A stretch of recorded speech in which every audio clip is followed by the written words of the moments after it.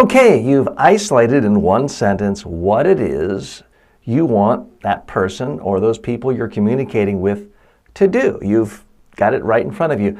Now what I want you to do is to brainstorm on every possible message you have that might motivate them to do what you want to do.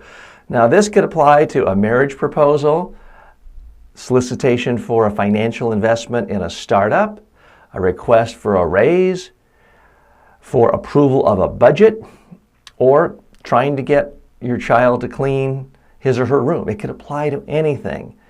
But the important part is you kind of step out of your set ideas and all the things you want, and you look at it through the lens of what's going to motivate the people I'm actually communicating with to do what I want them to do.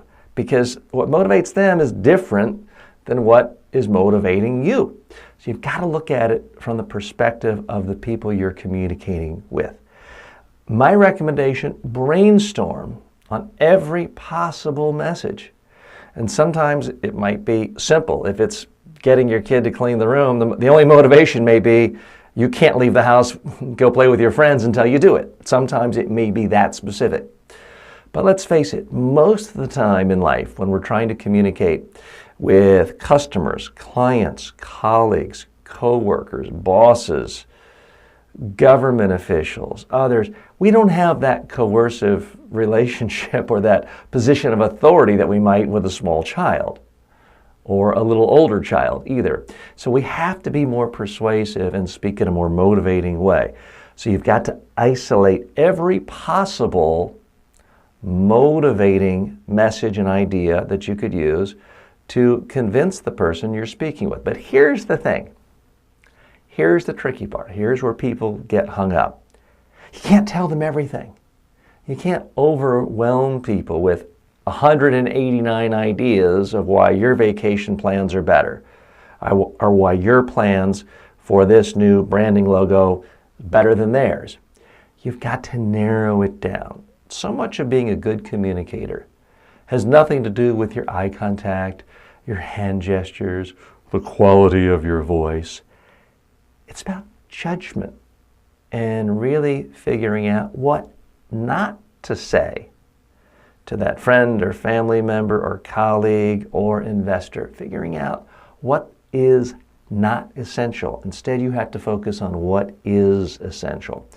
Now, the rule of thumb I give all of my clients who are coming to me to help with their speeches and their presentations is no more than 5 ideas, even if you have an hour to speak. If you're talking to a colleague down the hall and you're trying to get one quick decision on one relatively small issue, you may want to focus on just one idea, whatever the most motivating message that there is, and then spend maybe just 2 minutes on that as you're walking down the hall. So there's a judgment call. You've got to really narrow it down. Many times it's just going to be one message. If you're talking to the news media and it's a full-fledged interview, 3 messages. A big speech, a presentation, no more than 5 messages. Are there times when you want to go into more detail?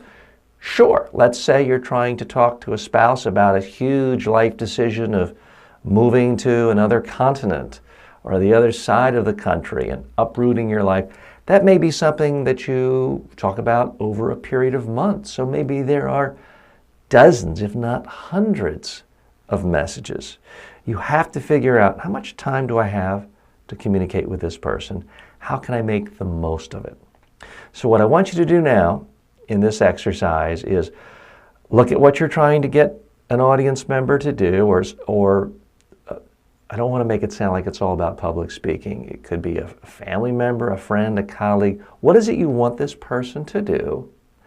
Now, brainstorm on every possible message that can make them want to do it, and for the purposes of this exercise, narrow it down to the top 3. Not 3 big themes with 7 subpoints, just 3 ideas. And I want you to write that down in the Q&A section so that you've got focus and I know what you're trying to do.